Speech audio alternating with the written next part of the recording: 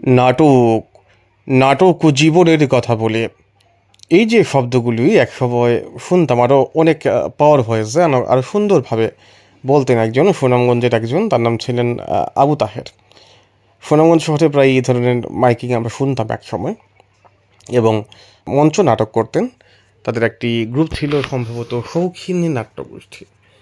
সেখানে আবু তাহের প্রয়াত তরুণী ডাক্তার বা তরুণী কান্তি দে, বর্তমানে আছেন রবীন্দ্র ভট্টাচার্য সহ অনেক অনেক আরও, আমার ঠিক নামগুলি মনে নেই, কারণ ওই সময়টা 90 দশকের, ওই সময়টা আমরা কৈশোরী ছিলাম।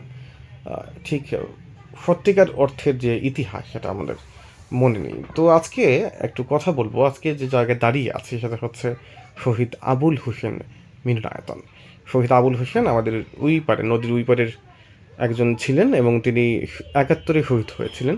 তার নামই এই শহীদ আবুল হোসেন মিলনায়তনের নাম ছিল। এবং সুনামগঞ্জের নাট্যাঙ্গন, সাংস্কৃতিক অঙ্গন, গান বাজনা, যে কোনো ধরনের অনুষ্ঠান, প্রশাসনিক অনুষ্ঠানগুলো একসময় এই মিলনায়তনে হতো। কিন্তু এখন কালের বিবর্তনে সুনামগঞ্জের শিল্পকলা মিলনায়তন অনেক বড় এবং অনেক স্ট্যান্ডার্ড হয়েছে বলে আমাদের লোকজন সাধারণত ওইখানেই আমরা চলে যাই। সাধারণত সব ধরনের প্রোগ্রাম এবং অন্য ধরনের অপশনসও রয়েছে বিভিন্ন জায়গায়, বিভিন্ন স্টেজ রয়েছে, সেখানে আমাদের এখানে ঐতিহ্য জাদুঘর রয়েছে, সেখানে প্রোগ্রামগুলি হয়। সেই ক্ষেত্রে আবুল হোসেন মিলনায়তনে তেমন একটা প্রোগ্রাম হয় না। তো যেটা বলছিলাম যে সুনামগঞ্জ একসময় ছোট্ট শহর ছিল। সেই ছোট্ট শহরে অনেক যারা ছিলেন গুণী মানুষ ছিলেন। কথা প্রসঙ্গে একটা কথা বলি যে কিছুদিন আগে আমাদের এখানে প্রয়াত হয়েছেন, কিছুদিন আগে মারা গেছেন স্বপন, অ্যাডভোকেট স্বপন দাস রায়।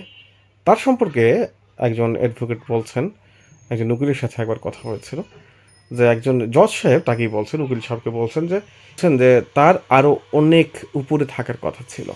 অর্থাৎ সুনামগঞ্জে নয়, হয়তো বা সুপ্রিম কোর্ট বা হাইকোর্ট বা অন্যান্য যে কোর্টগুলোতে রয়েছে, দেশের বাইরের কোর্টেও তার এই ধরনের জ্ঞানের ফাস্ট বা জ্ঞানের নলেজের ডেপথ ছিল। স্বপন উকিল সম্পর্কে বলছেন একজন জজ সাহেব। সেইভাবেই আমাদের এখানেও আন্ডার রেটেড একজন শিল্পী আমার মনে হয় আবু তাহের।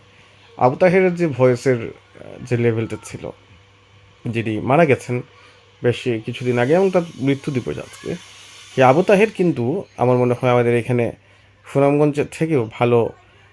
সুনামগঞ্জে মানুষ ঠিক আছে, সুনামগঞ্জে তো নাটক করবে, তার চেয়ে মনে হয় জাতীয় পর্যায়ে কিন্তু ভালো একটা জায়গায় তিনি যেতে পারতেন।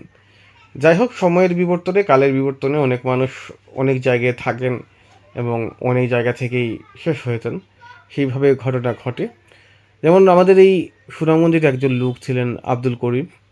তিনি কিন্তু শেষ বয়সে এসে 21শে পদক সহ তার নাম ডাক সারা বিশ্বে, সারা বাংলাদেশে, বাঙালি সমাজের কাছে পৌঁছে যায়। যে প্রসঙ্গে ছিলাম, সুনামগঞ্জে একসময় নাটক হতো, এখনও নাটক হয়, এখনও মানুষের অংশগ্রহণ হয়, ভালো ভালো নাট্যগোষ্ঠীগুলি ভালো ভালো নাটক করে। তো এই যে আজকে থেকে 20 বছর আগে বা 25 বছর আগের যখন আমরা কৈশোরে ছিলাম বা আরও কম বয়স ছিল তখন, বা 90 দশকে যারা ছেলেমেয়ে রয়েছে, তারা কিন্তু একসময় শহরের মানুষ, লোকজন দল বেঁধে এসে, পরিবার পরিজন নিয়ে এসে নাটক দেখতেন, এবং এখনও হয়তো বা দেখেন। সেটা একটা বিষয়। এই যে নাটক দেখার এই যে সাংস্কৃতিক আবহাওয়া, সংস্কৃতির মনা একটা পরিবেশের সৃষ্টি হওয়া, সংস্কৃতি মানসিকতায় মানুষজন বড় হওয়া, সেটা কিন্তু একটা রাষ্ট্রের জন্য, একটা দেশের জন্য খুবই গুরুত্বপূর্ণ এবং খুবই গুরুত্বপূর্ণ একটা বিষয়। প্রাচীন গ্রিসে, অ্যাথেন্সে যে নাট্যমঞ্চগুলো ছিল, প্রাচীন ভারতের যে নাট্যমঞ্চগুলো ছিল, সেই মঞ্চগুলো এখনও কিন্তু তারা ধরে রেখেছেন। তারই কথা প্রসঙ্গে আমাদের এই যে সুনামগঞ্জের একটা ঐতিহ্যের জায়গা হচ্ছে এই শহীদ আবুল হোসেন মিলনায়তন। সময়ের কারণে, সময়ের পরিবর্তনের কারণে এটি আজকে জরাজীর্ণ একটা প্রতিষ্ঠানে পরিণত হয়েছে।